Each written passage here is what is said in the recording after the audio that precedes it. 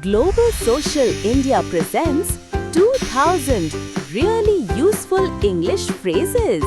আমি এখন এমন কিছু ইংরেজি বাক্যের কথা আলোচনা করব যেগুলো আক্ষরিক অর্থে একরকম শোনালেও তার মধ্যে গভীর কিছু মানে লুকিয়ে আছে।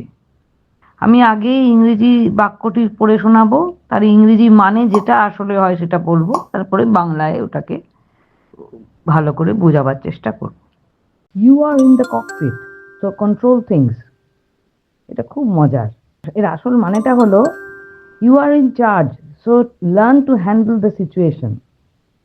যখন কোনো জীবনে পরিস্থিতি আসে, এই নিয়ে অন্য কারোর উপর নির্ভর হওয়ার দরকার নেই, তুমি নিজের পরিস্থিতিটাকে ঠিক করে নিতে পারো।